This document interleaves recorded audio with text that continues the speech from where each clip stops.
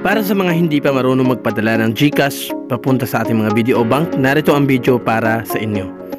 Ang una nyo lang gagawin ay pumunta kayo sa inyong GCash at buksan nyo ito at makikita nyo dito ay transfer.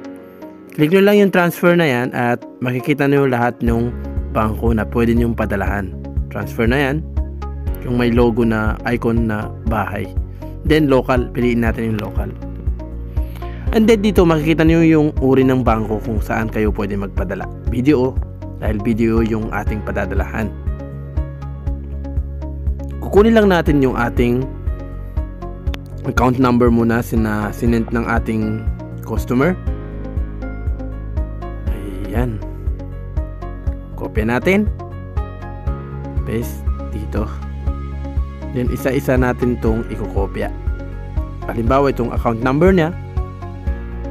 Then punta tayo sa ating GCash. Kopya lang natin dito, i-paste lang natin dito sa account number. 12 digit po yung account number. At dito naman sa account name, syempre yung pangalan mismo nung taong padadalahan natin.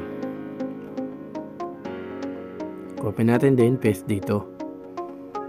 Then sa pinakauna ay amount kung magkano ang ipapadala natin. 1,660.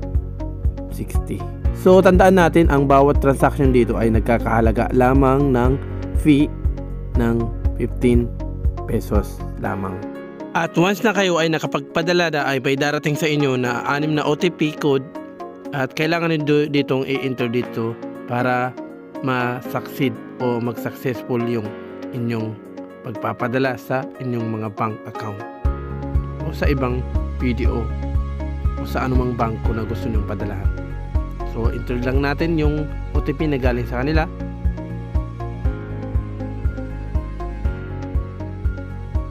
Ayan. So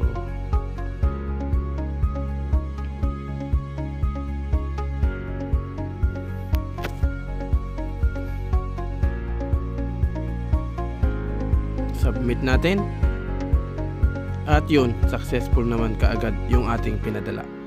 At pagkatapos nito ay screenshot natin at ipapadala natin mismo sa taong pinadalahan natin.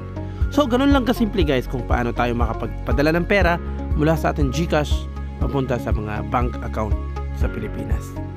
Kung natuto kayo sa video na ito, don't forget to subscribe at pakihit yung ating notification bell para lagi kayo updated sa mga bago pa nating video. Maraming salamat guys sa inyong panonood.